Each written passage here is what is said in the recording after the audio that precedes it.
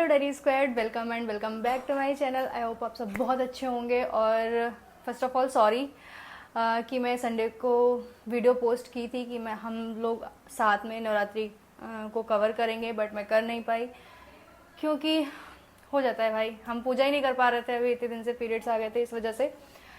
But हाँ, अभी मैं फिर से कंटिन्यू करूँगी। और सही बताऊँ तो मेरा मन भी नहीं कर रहा था जर्नलिंग का या वीडियो बना के पोस्ट करने का। जो चीज़ मैं फॉलो कर भी रही थी उसको भी मैं पता नहीं क्यों बहुत बिल्कुल भी इच्छा नहीं हो रही थी कि मैं रिकॉर्ड करूँ।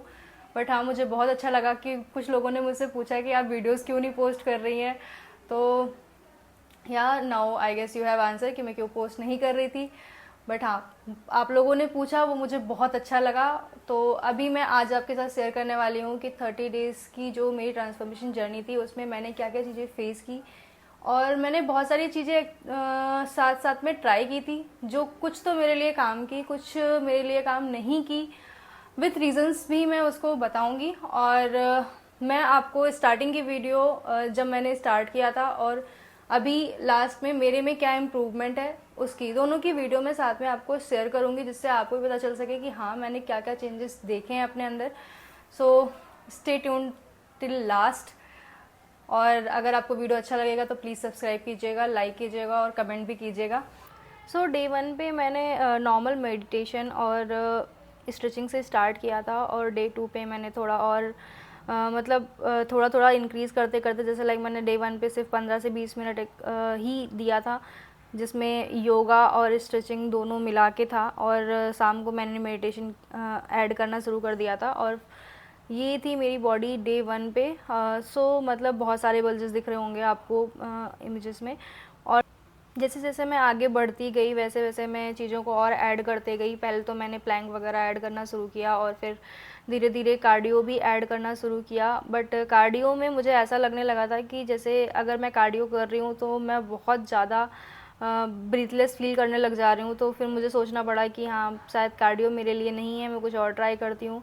सो मैंने सोचा कि अब मैं क्या ट्राई कर सकती हूँ। तो मैंने कुछ यूट्यूब वीडियोस देखे और मुझे आइडिया मिला कि सूर्य नमस्कार ट्राई करना चाहिए।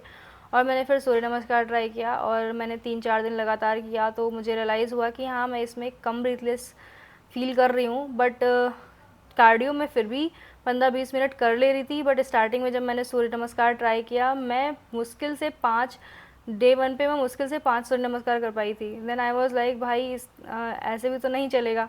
बट फिर मैंने कहा कि नहीं, करना तो तुझे सूर्य नमस्कार ही पड़ेगा, क्योंकि कार्डियो तुझसे हो नहीं रहा है तो कुछ तो करना पड़ेगा। तो आई डिसाइडेड कि हाँ ठीक है, मैं सूर्य नमस्कार ही कंटिन्यू करूँगी। और डे 30 आते आते मैं एटलीस्ट 75 लास्ट डे पे मैंने जब मेरा 30 डे था मैंने 75 सूर्य नमस्कार किया था। सो आई गेस मैंने काफ़ी इम्प्रूव किया इन 20 दिनों में, क्योंकि लगभग आई गेस 10वें दिन से मैंने सूर्य नमस्कार ट्राई करना शुरू कर दिया था। सो 20 दिनों में मैंने इतना देखा कि हाँ, मैं 75 तक अपने आप को लेके आ पाई। बट बाकी बीच में स्टार्टिंग में जब मैं ज़्यादा नहीं कर पा रही थी तो मैं बाकी योगा भी इंक्लूड कर रही थी साथ के साथ। और मुझसे पोस्चर्स बहुत ही वाहियात हो रहे थे, मुझसे एक भी पोस्चर सूर्य नमस्कार के प्रॉपरली नहीं हो रहे थे। और डे 30 आते आते मैंने ये भी देखा कि पोस्चर्स में भी इम्प्रूवमेंट हुए हैं काफ़ी हद तक। बट ये 30 दिन बहुत ही मुश्किल से पार हुए, बिकॉज क्योंकि बीच बीच में बहुत सारे अप्स एंड डाउन्स आ रहे थे। स्टार्टिंग में तो सबके बर्थडे चल रहे थे तो पार्टीज भी चल रही थी। सेकेंड वीक आते आते मैंने सोचा चलो ठीक है, मैं थोड़ा डिनर अवॉइड करके देखती हूँ कि शायद मैं उस पर काम कर पाऊँ। क्योंकि कभी कभी ऐसा होता है हॉस्टल में कि नाश्ता हैवी मिलता है तो हमारा पेट ऑलरेडी भरा हुआ होता है। तो उस दिन तो अगर मैंने डिनर नहीं किया तो चल गया कि हाँ ठीक है, कोई बात नहीं। बट जिस दिन नाश्ता हल्का मिलता था उस दिन मैंने डिनर नहीं किया और मैं लेट तक जगती थी तो मुझे रात में भूख लग जाए फिर। क्योंकि आज 8 बजे जब हमें खाना मिलता है तब मुझे भूख नहीं लग रही होती है। बट जब रात हो जाती है उस टाइम पे फिर मुझे क्रेविंग स्टार्ट होती है। तो मैं सोचा इससे बेटर है कि मैं डिनर कर ही लिया करूं। और फिर मैंने सोचा कि अगर मुझे इंटरमिटेंट फास्टिंग करनी है तो मैं सुबह का नाश्ता अवॉइड करना शुरू करूं, शायद वो मेरे लिए काम कर जाए। और हाँ, वो मेरे लिए बहुत अच्छे से काम किया। और जब मैंने अपनी बॉडी के बारे में थोड़ा रिसर्च करना स्टार्ट किया तो मुझे पता चला कि कफ़ा बॉडी वाले जो होते हैं वो अगर नाश्ता स्किप करते हैं तो उससे कोई इशू नहीं है। क्योंकि उनकी बॉडी ऐसी होती है कि अगर वो अपने आप को बहुत देर तक भूखा रखते हैं तो भी उससे उनको कोई इतना फ़र्क नहीं पड़ने वाला। जैसे लोग बोलते हैं ना कि अगर आप नाश्ता तो मतलब सबसे इम्पॉर्टेंट होता है हमारी बॉडी के लिए। तो हमें नाश्ता करना ही चाहिए। बट जब मैंने अपने बॉडी के अकॉर्डिंग थोड़ा रिसर्च स्टार्ट किया तो पता चला कि अगर हम नाश्ता नहीं भी करते हैं तो चलेगा। So it's all about body to body और आपके लिए क्या चीज़ सूट कर रही है। तो ऐसा है कि हमें यूट्यूब पे बहुत सारी चीज़ें होती हैं और अगर देखा जाए, अगर मैं 7 दिन का चैलेंज लेती तो शायद मैं बिल्कुल ही गिव अप कर देती, क्योंकि 7 दिन में तो मुझे कुछ पता ही नहीं चल रहा था मुझे क्या करना है क्या नहीं करना है। मैं बस हिट एंड ट्राई कर रही थी कि शायद ये काम कर जाए, शायद ये काम कर जाए, शायद ये काम कर जाए। और फाइनली मैंने ये देखा कि हाँ, मेरे लिए बेस्ट है कि मैं मेडिटेशन करूं, मैं सूर्य नमस्कार करूं, बीच बीच में थोड़ा बहुत कार्डियो स्ट्रेंथ ट्रेनिंग के साथ में। नेक्स्ट थिंग, मैं डिनर स्किप करना मेरे लिए सही नहीं होगा और मैं मॉर्निंग का ब्रेकफास्ट स्किप करना प्रेफर करूंगी। और अभी मेरा नवरात्रि डिटॉक्स चैलेंज चल ही रहा है। आई होप मैं वो भी आप सबके सामने शेयर कर पाऊँगी। और आप इमेज में क्लियरली देख सकते हैं कि मेरा डे 1 और डे 30 में कितना डिफरेंस है। सो नाउ आई होप आप सब पूरी वीडियो देखने के बाद ये समझ ही गए होंगे कि जर्नलिंग ने मुझे कितनी हेल्प की है। मैंने सही बताऊं तो मुझे मेरा मोटिवेशन जो था वो सिर्फ और सिर्फ यूट्यूब वीडियो था। मैं जब भी मुझे आलस आने लग जाता था कि नहीं यार अब नहीं होगा मुझसे, तो मेरे दिमाग में ये ख्याल आता था कि मुझे शाम को वीडियो भी पोस्ट करनी है, तो अगर मैं कुछ करूँगी ही नहीं तो वीडियो कैसे पोस्ट करूँगी।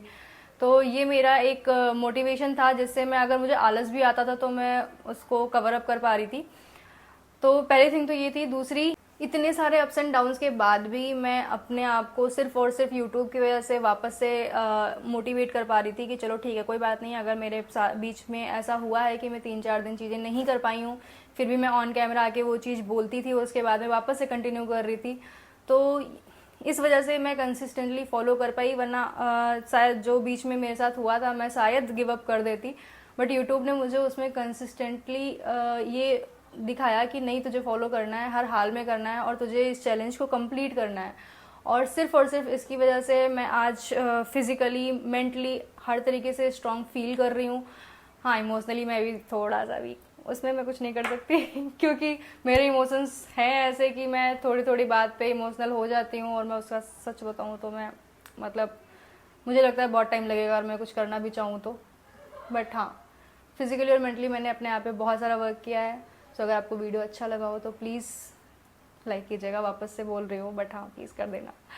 और अगर आपको लगता है कि आप चीज़ों को कंसिस्टेंटली फॉलो नहीं कर पा रहे हैं तो आप भी जर्नलिंग स्टार्ट करो। आप जर्नलिंग स्टार्ट करोगे, आप पक्का कर लोगे। आपको अगर ये है ना, आप कुछ नहीं कर रहे हो, आप सिर्फ डायरी में लिख रहे हो, फिर भी आपको लगेगा ना कि शाम को अगर मुझे लिखना है कि मैंने हाँ आज ये चीज़ें की हैं, तो खुद ब खुद ये चीज़ें आ जाती हैं कि अगर मैं कुछ नहीं करूँगी तो मैं क्या लिखूँगी। तो वो आपको लिखना है और ईमानदारी के साथ लिखना है। आप सब कुछ अपने आप कर लोगे। ये चीज़ मैंने सीखी है यूट्यूब से। So thank you for watching.